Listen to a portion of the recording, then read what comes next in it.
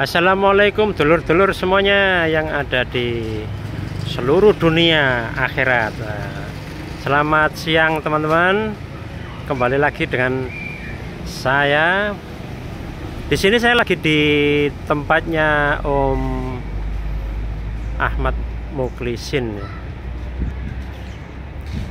Di sini saya melihat beliaunya lagi menanam melon dalam bak ya, atau hidroponik.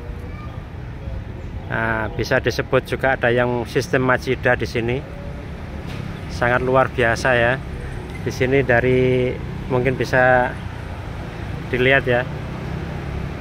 Ada bermacam-macam stepnya, mulai dari yang kecil sampai yang udah mulai berbunga. Oke, kita perkenalkan ini lain yang punya ini. Selamat siang Om. Selamat siang. Iya Om Mukhlisin. Ya, gimana kabarnya hari ini? Alhamdulillah. Alhamdulillah. Baik. Gimana? Ya alhamdulillah. Om, bisa dijelasin Kak, gimana nih ceritanya bisa membuat melon ini Om? Proses-prosesnya. Iya. Ya awalnya memang kita pengen belajar Pak. Memang kita ini semuanya itu pengen cari ilmu baru. Nah ini pertama kita bikin ya, Om, ya. Sistem NFT ini. NFT ya? Ya, hidroponik sistem NFT. Oh jadi ya. Dia mengalir begini. Kalau sistem NFT ini kan secara umum lah, banyak yang sudah dipakai ini, banyak secara hidroponik di mana-mana rata-rata ya mungkin NFT, DFT atau yang lain. Ini sudah teknik lama yang dipakai. NFT itu satu pohon bisa menghasilkan 1 sampai 2 buah, biasanya begitu. Iya. Dengan berat sekitar ya 1 sampai 2 kilo lah. Iya, iya. Kalau ini memang kita awalnya kemarin dari sistem DFT, kemudian kita ubah menjadi NFT. Ini sehingga penanamannya kita juga dibikin bertahap, enggak sekaligus langsung bareng. Kita tanam bertahap, ini ada 4 tahap. Ada yang sudah berbunga, ada yang sudah lumayan ini, saya lupa ini berapa hari. Iya, iya. Kemudian ada yang masih sekitar 7 hari, dan ini ada yang baru disemai. Iya. Nah, tujuannya nanti biar matangnya itu panennya nggak bareng. Iya, iya. Kita panen gantian lah.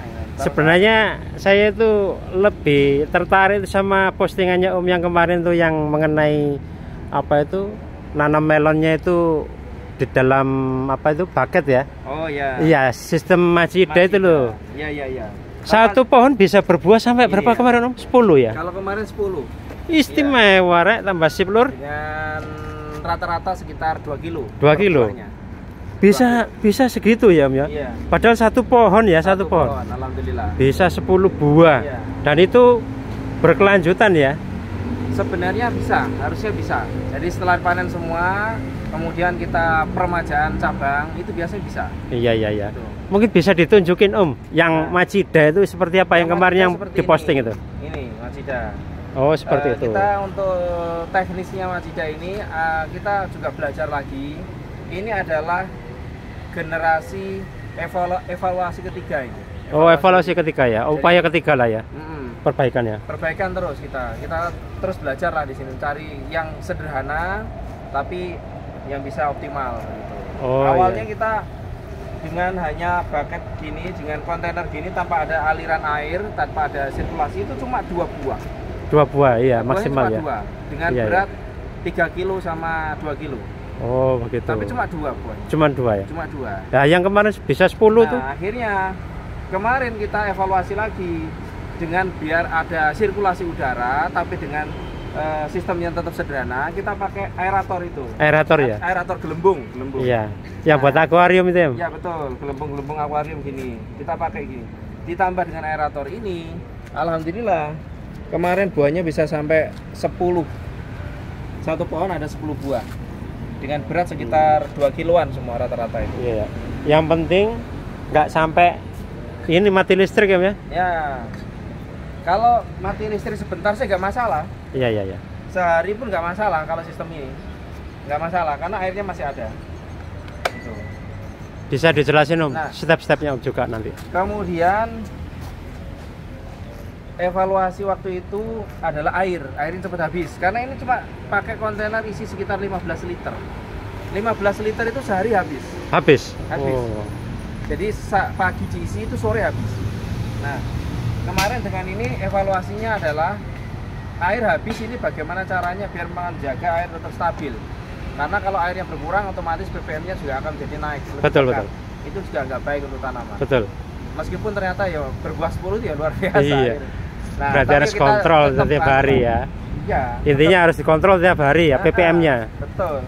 Menjaganya itu khawatirnya BE ya mungkin dengan kita buat dengan ini evaluasinya kita kasih apa ini namanya pelampung ya katup pelampung otomatis kran ya otomatis valve untuk kran otomatis iya kran otomatis tujuannya agar air di dalam ini tetap stabil tidak berkurang iya nah asumsi kita dengan air stabil dengan ada gelembung ini harusnya lebih baik dibanding kemarin ya semoga begitulah ini kan masih dicoba kalau kemarin bisa 10 nah semoga ini bisa lebih dari bisa lebih tapi kayaknya memang ya Om kalau kemungkinan ya misalnya dari 10 itu kan pasti nggak bareng tuh matangnya nggak bareng nah berarti kalau misalnya yang matang duluan diambil gitu ada kemungkinan bisa berbuah lagi ya Bu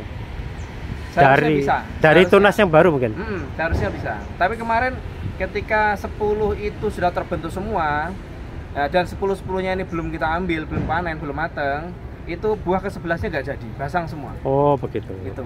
Nah kemudian setelah 10 ini kita panen, memang sengaja tidak kita remajakan karena kita akan merombak mengganti dengan penambahan katup ini.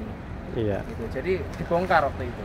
Iya. Seandainya nggak dibongkar gimana? Nah ini kita coba lagi karena waktu itu kita masih tempatnya ini kita bongkar yo, nggak apa-apa kita permajaan ulang. Gitu. Siap. Oke kita lihat itu tanamannya Om. Nah ini prosesnya ini usia sekitar 7 hari ini. Oh 7 hari itu? Ini sekitar 7 hari. Udah keluar akar ya? Akarnya segini, akarnya putih, sehat ini. Sehat itu? Sehat ini. Ini jenis Sweetnet 9 ini. 7 hari ppm berapa Om? Ini kalau 7 hari itu ppm-nya sekitar 700. 700 ya? Siap. Memang kita ppm-nya bertahap. Pada saat minggu pertama itu kita kasih 500 ppm. Minggu kedua kita kasih 700, minggu ketiga naik 900, minggu keempat 1200, minggu kelima itu 1500 sampai panen. Oke. Jadi stabilnya 1500. 1500 sampai panen lur 1500. Kalau referensinya sih bisa 1500 sampai 1700 stabil di situ. Oh iya. Kuat itu ya perakarannya. Ya, segitu bagus untuk tanaman melon. Umumnya segitu memang. Oh ya. Kalau yang di sana, karena memang kita ini istilahnya bertahap ya, nggak barengan. Ini ppm-nya kita bikin 1000 kalau ini. Ini 1000. Kalau posisi ini udah umur berapa ini? Ini sekitar 1 bulan kayaknya ini. 1 bulan ya? Sekitar itu. Ini sudah mulai mendul-mendul ini. Ini calon buahnya. Calon buahnya. Ada kok kelihatan. Iya ini nah ini. Ini itu sebelah sana itu juga ada itu. Kalau ini jenis ini campuran jenisnya, ini banyak jenisnya. Kalau ini kantalop kayaknya ini. Kantalop ya. Ada kantalop, ada kirani, ada alisa, golden alisa, ada adinda, ada Sweetnet 9 dan ada intanon. Intanon ya. Ini jumlahnya ada berapa pohon nih? Sekitar 49 pohon. Berarti kalau untuk melon ini sudah waktunya berbuah itu pada saat umur berapa bulan? 1 bulan? Kalau dia mulai keluar calon bunga itu sekitar usia 25 hari. 25 hari? 25 hari itu sudah biasanya sudah keluar calon-calon bunga. Nanti kita melakukan pensortiran lah. Kalau sistem hidroponik ini biasanya berapa? Cuma 2 ya? Buah yang disortir? Ya, kalau biasanya kalau kita tentukan dulu mau dibuahkan di daun berapa. Oh iya. Itu biasanya sih kalau musim kemarau itu karena tidak ada hujan, biasanya kita pakai ke daun ke-6 sampai 9. Iya, nanti panennya sekitar usia 70 hari. Tergantung varian juga, tapi umumnya segitu. Cepat ya? 70 hari ya? Iya, umumnya segitu. Iya. Cuma kalau ini saya mundurkan. Kenapa? Nah, karena sekarang ini musim hujan, hidroponik ini saya tanam tanpa atap. Iya. Karena tanpa atap otomatis dengan hujan ini khawatir potensi air masuk ini sangat besar, sehingga mengganggu PPM juga. Tantangannya lebih besar ini ya. Betul.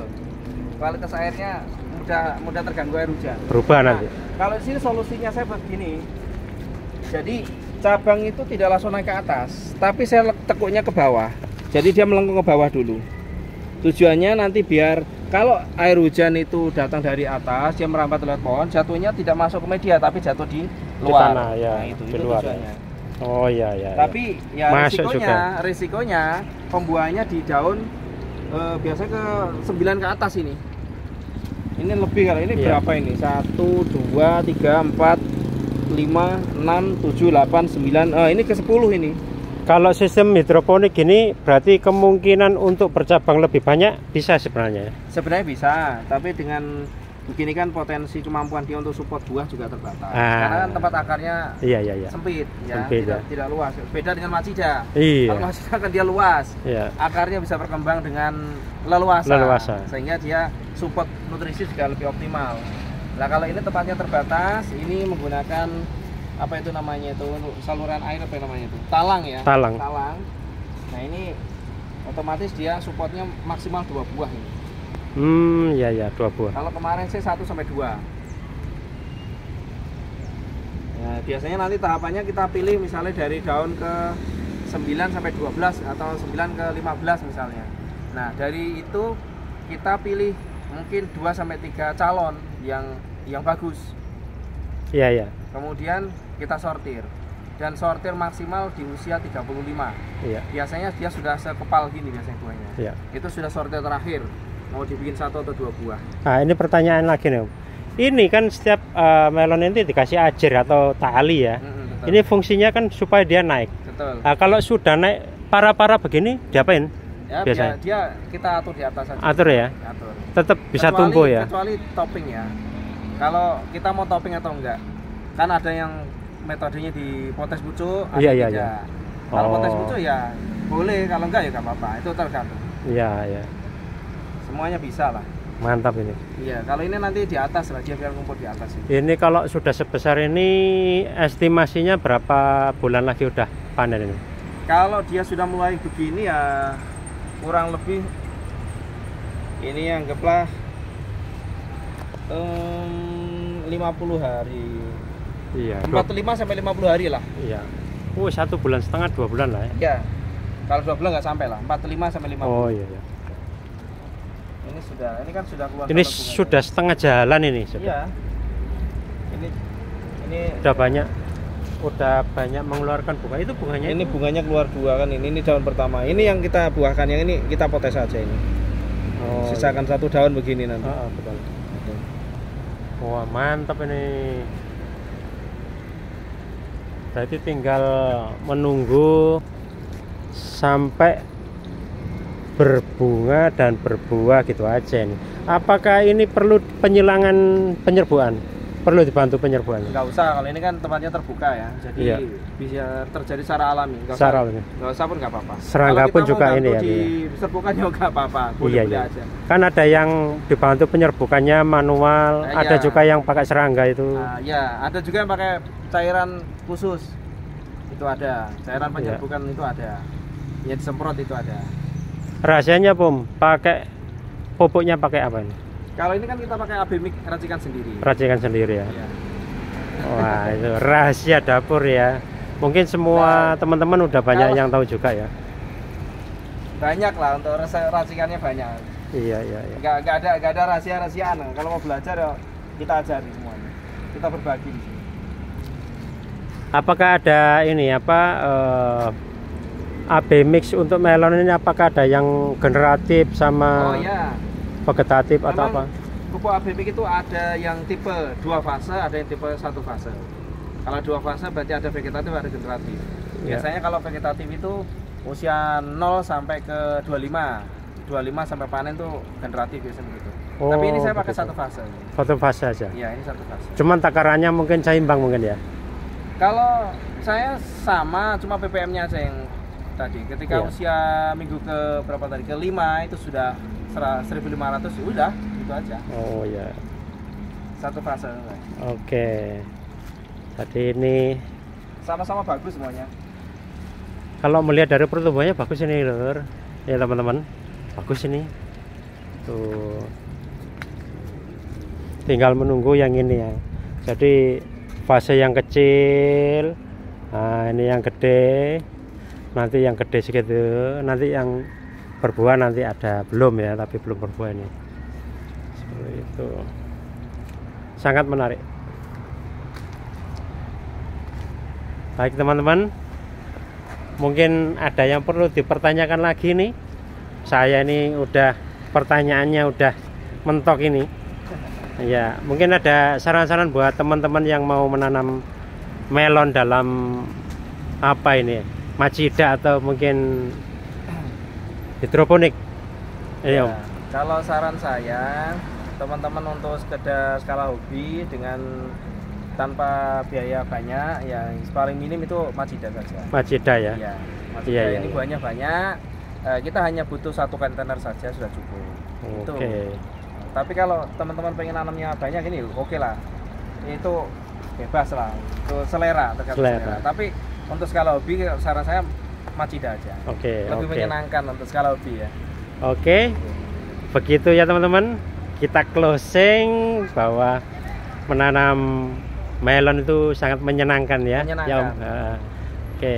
Terima kasih Om atas waktunya. Terima Sukses kasih. selalu buat teman-teman juga, buat Omnya, dan selamat siang. Wassalamualaikum warahmatullahi wabarakatuh.